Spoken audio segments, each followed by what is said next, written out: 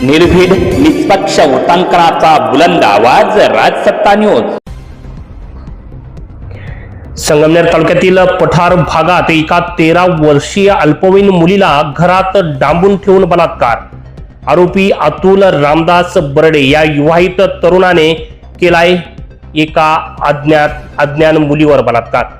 भारत न्याय संहिता कलम 65/1 तसेच पोस्कोनुसार गुन्हा दाखल करण्यात आलाय। पठार भागातील या राक्षसी कृत्यानं पठार भागासह संपूर्ण महाराष्ट्र हादरलाय। घारगाव पोलीस ठाण्यात पोस्कोसह बलात्काराचा गुन्हा आता दाखल करण्यात आलाय।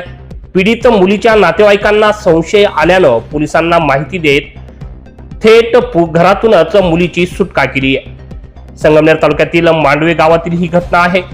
पत्नी माहेर गेली व मागे या राक्षसी वृत्तीच्या इसमाकडून हा घाणेरडा प्रकार निदर्शनास आलाय। एका 13 वर्षीय अल्पवयीन मुलीला आमिष दाखवून घरी नेलं व मुलीला घरात बंद करून तिच्यावर वेळोवेळी अत्याचार केल्याची घटना समोर आली आहे। याबाबत आता घारगाव पोलीस ठाण्यात बलात्कारासह पोस्को कायद्यानुसार गुन्हा दाखल करण्यात आला आहे। सदर आरोपीला घारगाव पोलिसांनी अटक केली आहे। त्याला न्यायालयात हजर करण्यात आला असून 2 फेब्रुवारीपर्यंत त्याला पोलीस कस्टडी रिमांड ठोठावली आहे। दिवसेंदिवस अल्पवयीन मुलींवरील अत्याचाराच्या घटना वाढत चालल्यात। सदर व्यक्तीला कडक शासन करावं म्हणजे अशा गुन्हेगारांना वचक बसेल असं पीडित मुलीच्या नातेवाईकांनी सांगितलं आहे। एक 14 किलोमीटरच्या अंतरावर तिथं राहतो तो, तिथे घेऊन गेला तो। त्याच्या आधी आम्ही त्याला म्हणलो होतो बा आमच्या मुलीचा नाद सोडून दे, त्यांनी काय ऐकलं नाही। तो एक हाणामारीची भाषा वापरत होता। त्याच्यामुळे का आम्ही ज्या गोष्टीमुळे आम्ही का त्याला विचारायला का गेलो नाही, आम्ही डायरेक्ट पोलीस स्टेशनला गेलो आणि आम्हाला त्याच्यावर संशय, त्याच्यावर गुन्हा दाखल केलेला आहे। पण साहेबांनी आपल्याला गुन्हा नाही दाखल करायचा, त्याच्यावर आधी सापडू दे मग बघू आपण। नाही मग आता तो जो मुलगा आहे किंवा तो कोण व्यक्ती आहे तो लग्न झालेलं आहे ना त्याचं? हो, त्याला 2 मुलं आहेत ना। 2 मुलं आहेत? हो, त्याचं लग्न झालेले 2 मुलं आहेत त्याला। त्याची बायको त्यांनी माहेर काढून दिली। माहेरी काढून दिली का बरं? काय त्याला माहिती असं ना, आपल्याला काय सांगता येते। म्हणजे बायको माहेरी काढून दिली आणि मग माग या मुलीला फुसलावून काय कारण दिलं बा? त्या पोरगी का पळून म्हणजे निघून गेली त्याच्याबरोबर? त्यांनी काय पैशाचा आम्ही दाखवलं असं तिला पैसे देतो, माझ्या संग लग्न कर असं आम्ही दाखवून तिला घेऊन पळून गेला तो। अच्छा, मग आता पोलिसांचं काय म्हणणं आलंय? पोलिसांनी गुन्हा दाखल केलेला आहे, पण बघू आता मग आता काय कायदेशीर काय। आरोपी अटक केलाय का? आरोपी अटक केलेला आहे। बघू आता कायद्याने काय पोलिस साथ देतात का नाही देतात। नाही, पोलीस यंत्रणा जर तुम्ही आतापर्यंत तर तुम्हाला त्यांनी सहकार्य केलेलं आहे आतापर्यंत। आम्हाला पण येऊन पुढच त्यांनी पण करावा अशी आमची विनंती आहे। या पद्धतीनं त्यांनी तुम्ही फोन केल्यानंतर ते तिथं आले, मुलीचा ताबा तुमच्याकडे दिला? हो, ताबा दिला। मुलीनं काय सांगितलं? समजा मुलीला ताब्यात घेतल्यानंतर पोलिसांनी तिच्याकडे चौकशी केली असेल तर पोलिसांना मुलीनं काय सांगितलं? मग मला मुलीने सांगितलं ना का मला 4-5 दिवस त्यांनी मला घरात फुस लावून ठेवलं होतं। मी तुला पैसे देतो, लग्नाचा आम्ही दाखवून लग्न करू, तुला पैसे देऊ असं तसं त्यांनी सांगितलं। बघ असं सांगितलं। मग तिला त्यांनी घरात ठेवलं 5 दिवस। 5 दिवसाच्या नंतर मग तो म्हणे तू निघून जाय, गाडी आलेली आहे चौकशीला, तू निघून जाय। मग त्यांनी काढून दिली। काढून दिल्याच्या नंतर आम्ही बघितलं, आम्ही ती मुलगी घेऊन आलो आमच्याकडे। मग साहेबांना फोन करून साहेब आले न्यायला तिला, त्याला पण उचललं, हिला पण उचललं। पोलीस स्टेशनला गेलो, गुन्हा दाखल केला त्यांनी। मग तिथे गेल्यावर काय केला तो आम्हाला माहिती नाही। हा, पण मुलीने सांगितलं का पोलिसांना का मला इथं डांबून ठेवलं? मुलीने सांगितलं ना आम्हाला, माझ्यावर बलात्कार केला असं हे सांगितलं ना। अच्छा, 4-5 वेळेस बलात्कार केला हे पण सांगितलंय मुलीने। 4-5 वेळेस बलात्कार केला। अच्छा, ठीक।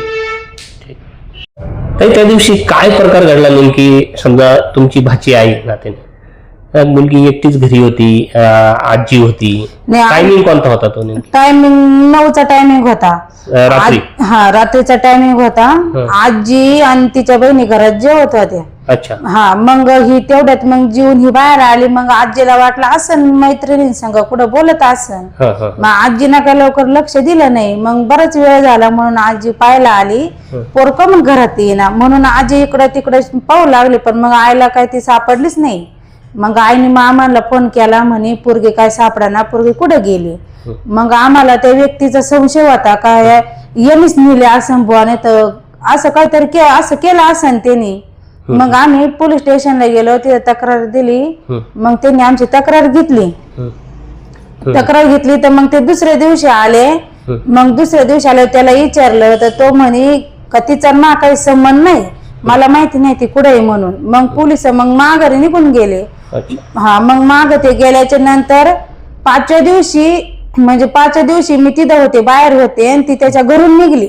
मग हे मी पाहिलं. नंतर मी ना यांना तिच्या मामाला फोन केला. मामाला सांगितलंय पोर त्याच्या घरून निघाली म्हणून. मग मामा गेले, तिला घेऊन आल्याच्या नंतर मग मामांनी पोलिसांना फोन केला. पोलिसांना फोन करून मग हिला ताब्यात दिलं. आणि तो आरोपी तो पळून चालला होता, त्याला बी पोलिसांनी ताब्यात घेतलं. तर मग हे घारगावला निघून गेले. पण घारगाव निघून गेले, त्याला नेलं. पण मग त्याच्या आईला सुद्धा न्यायला पाहिजे पोलिसांनी, कारण की आईला सुद्धा माहित होतं ना का पोरं आपल्या ताब्यात आहे म्हणून. आईचं काम होतं ना सांगायचं. आई तिथेच राहत होती का? आई तिथेच राहत होती. आईने पुरीला तिथं ठेवून दिलं. लेका बरोबर आईने तिथंच पुरीला ठेवलं. मग आईने आम्हाला कोणालाच सांगितलं नाही. लेकाची जेवढी चुकी आहे तेवढी आईची बी चुकी. आईला सुद्धा पोलिसांनी ताब्यात घ्यावं. इथून माग आम्ही त्याला सांगितलं, आईला बी समजून सांगितलं, आमची पोर नाबालिक आहे, तुमच्या पोराला लग्न झालेलं आहे, त्याचे 2 पोरं आहेत. मग त्याला सांगा त्या पुरीचा नात सोडून दे, नाही तर मग आमची इतकं बरं वाईट नाही. तर त्यांनी भाषा काय केली का म्हणे तिच्या मामाने मला जर 2 हाणल्या तर मी त्याला 1 कवाय ना मी त्याला हाणीन, अशी तिच्या मामाने भाषा केली. आणि मग वरून त्याची आजी म्हणते जाऊ दे म्हणे, त्यांचा जीव पाडलाय म्हणे दोघांचा. म्हणलं दोघांचा जीव पाडला पण ती नाबालिक आहे ना. मग एक कळायला पाहिजे ना त्याला. मग त्याला समजून सांगितलं. मग त्याची आई म्हणे मी सांगते तो तिचा नात सोडून देईन. त्याच्यावर तिने 8-15 दिवसात तिने असं केलं आणि डायरेक्ट तिच्यावर बलात्कार केला. 4 दिवस घरात ठेवून बलात्कार केला. अच्छा, 4 दिवस. हा, मग आम्हाला याच्यात आम्हाला न्याय लागतो, आम्हाला बाकी काहीच लागत नाही. ठीक.